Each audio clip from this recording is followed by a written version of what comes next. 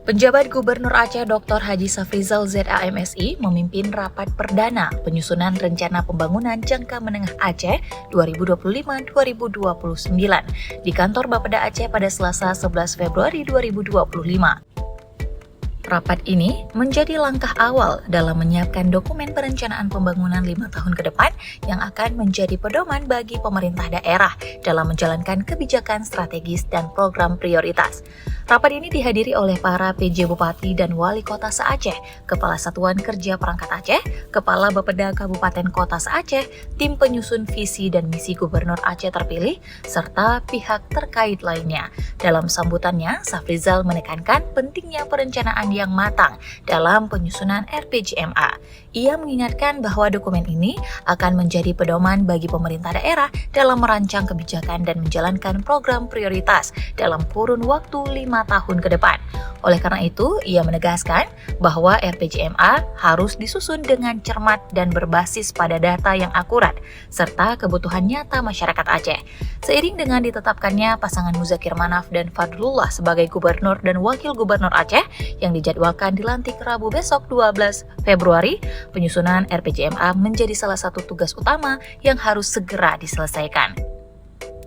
Visi yang diusung dalam RPJMA 2025-2029 mencerminkan harapan besar bagi masa depan Aceh, yakni Aceh Islami, maju, bermartabat, dan berkelanjutan.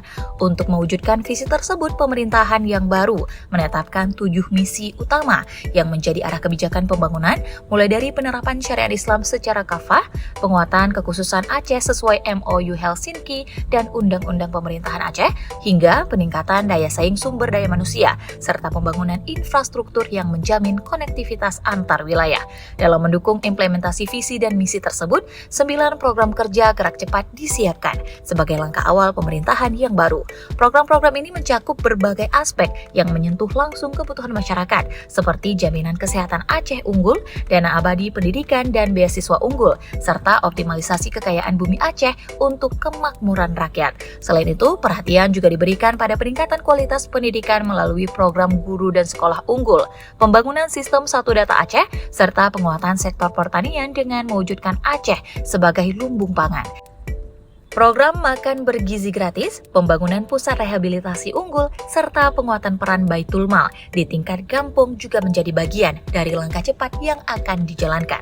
Selain program gerak cepat tersebut, terdapat pula 21 program prioritas yang mencakup berbagai aspek pembangunan. Program-program ini disusun untuk menjawab tantangan utama yang dihadapi Aceh, mulai dari penguatan perdamaian, peningkatan pelayanan publik, pemberian beasiswa bagi putra-putri Aceh ke universitas terbaik dunia, hingga reformasi tata kelola birokrasi yang lebih transparan dan akuntabel. Program lain yang menjadi perhatian serius adalah upaya pemberantasan narkoba, penyediaan rumah layak bagi masyarakat, serta digitalisasi di berbagai sektor untuk meningkatkan efisiensi pelayanan publik. Tidak ketinggalan, pemerintah juga berkomitmen untuk memperkuat sektor ekonomi dengan mendukung UMKM, industri halal, serta pengembangan sektor pariwisata.